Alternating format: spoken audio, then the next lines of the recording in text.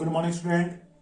आज हम बात करेंगे एलएलपी एक्ट 2008 में सेक्शंस की।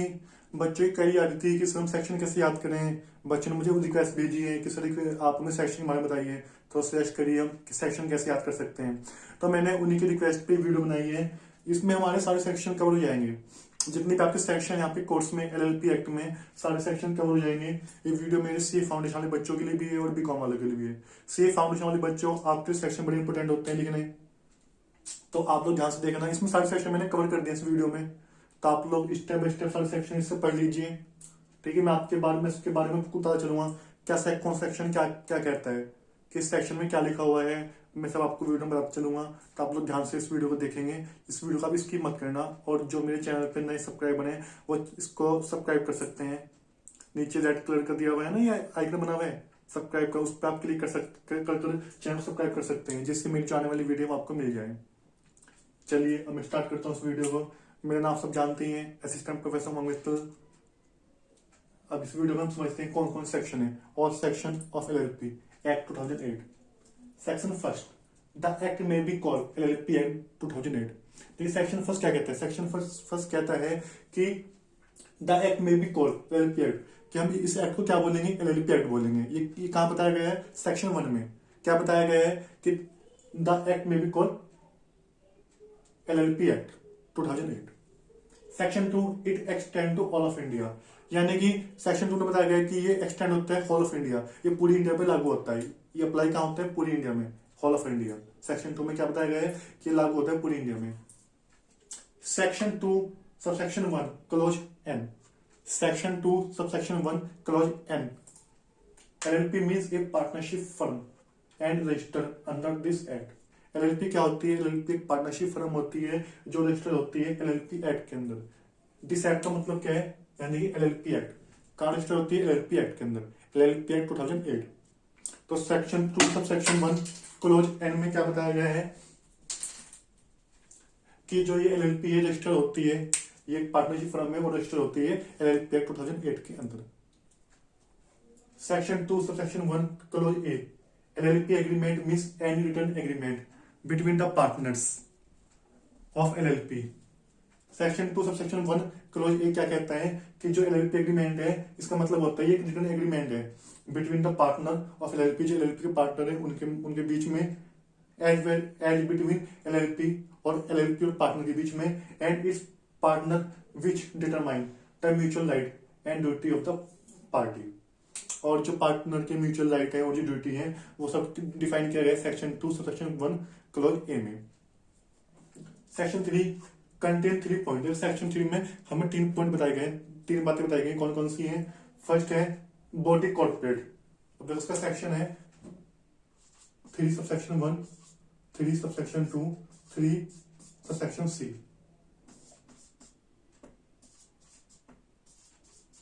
ठीक है स्टूडेंट, सेक्शन 3 के अंदर 3 बातें बताई गई हैं। सेक्शन 3 सबसेक्शन 1 में बॉडी कॉर्पोरेट है, एलएलपी क्या है? बॉडी कॉर्पोरेट है। सेक्शन 3 सबसेक्शन 2 में बताया गया है परपीचुअल सक्सेशन। हम जानते हैं क्या होता है परपीचुअल सक्सेशन, मैं आपको पढ़ा चुका हूँ। परपीचुअल सक्सेशन क्या होता है कि मेंबर कम एंड गो, पर कंपनी चलती रहेगी। कंपनी मतलब एलएलपी चलती रहेगी। जो कंपनी फीचर है परपीचुअल सक्सेशन, सेम यहाँ फीचर है कि इसके जो पार्टनर है वो आए या जाए, लेकिन पार्टनरशिप चलती रहेगी। पार्टनर अगर सब पार्टनर कुछ हो भी जाए, ठीक है, डाई हो भी जाए, मान सब मर भी जाए, जब भी पार्टनरशिप खत्म नहीं होगी।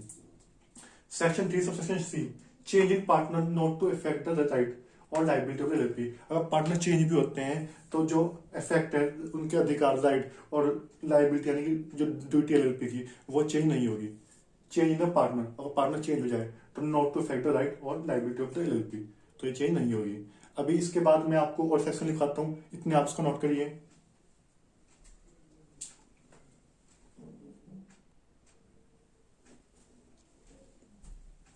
Section four Indian partnership act 1932 shall not apply to LLP.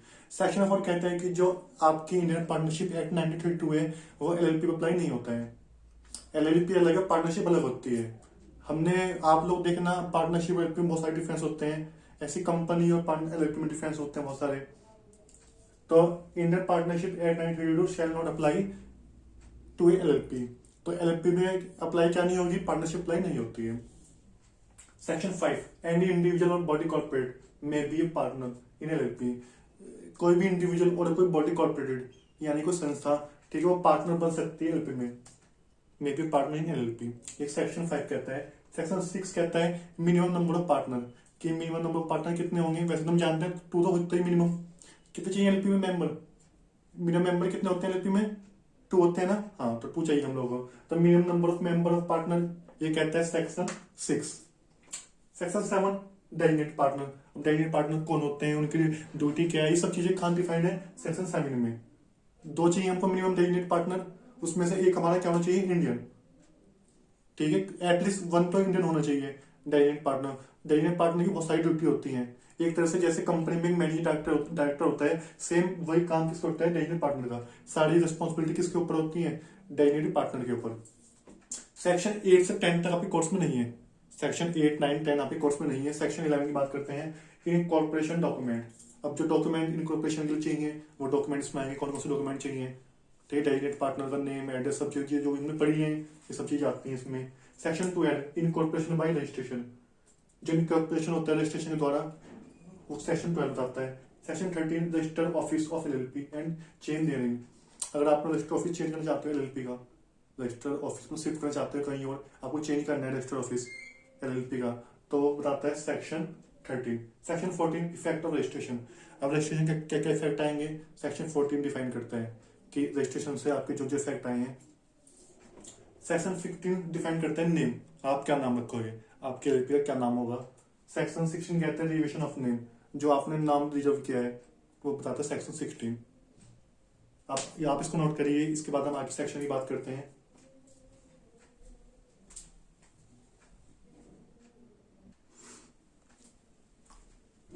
Section 17, change in name of LLP.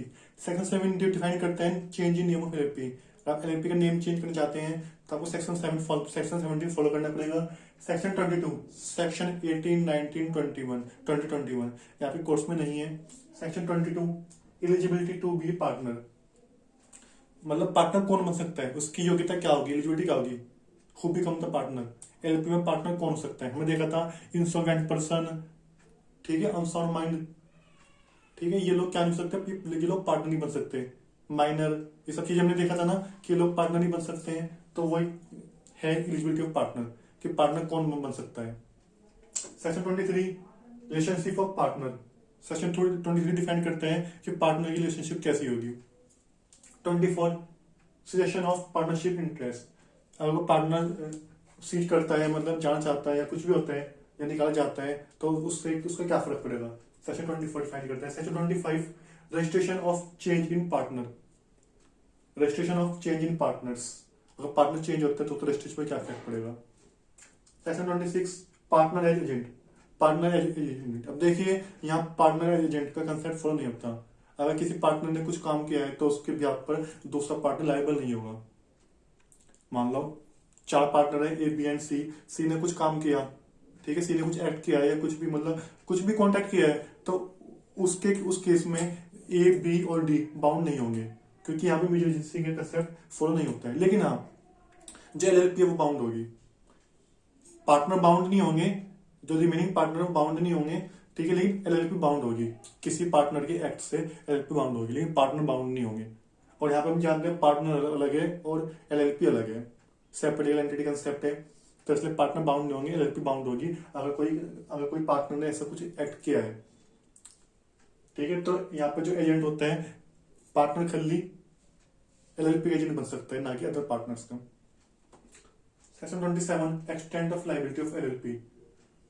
किस केस में एलएलपी की लायबिलिटी हम बढ़ा सकते हैं, एक्सटेंड कर सकते हैं, ये डिफाइन करें section 27। Section 28, extent of liability of partner. किस केस में हम पार्टनर की लायबिलिटी बढ़ा सकते हैं, एक्सटेंड कर सकते हैं, ये डिफाइन करता है सेक्शन 28। सेक्शन 30, 29 कोर्स में नहीं है। Section 30, unlimited liability in case of fraud. Fraud के केस में अनलिमिटेड लायबिलिटी हो जाएगी एलएलपी। फ्रॉड के केस में फ्रॉड किया एलएलपी ने तो कैसी लायबिलिटी होगी, अनलिमिटेड होगी, पार्टनर की भी और पार्टनर्स तो शामिल है। Section 31, visitor billowing.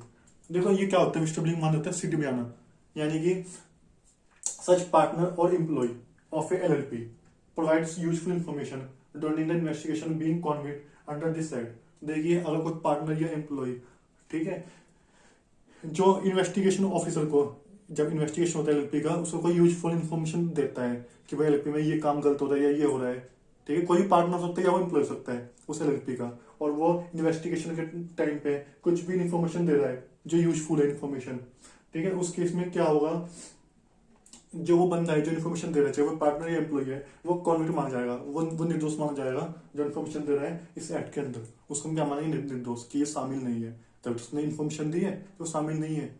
तो इसमें कोई भी एम्प्लॉय पार्टनर अगर कुछ उसमें गलत हो रहा है एलएलपी में, कुछ ही बात है, वो इन्वेस्टिगेशन के टाइम पे उसकी यूजफुल जो इन्फॉर्मेशन है, अगर वो यूजफुल है तो दे सकता है। ये डिफाइन करता है सेक्शन 31। आगे वो सेक्शन और पढ़ते हैं, आप इसको नोट करिए।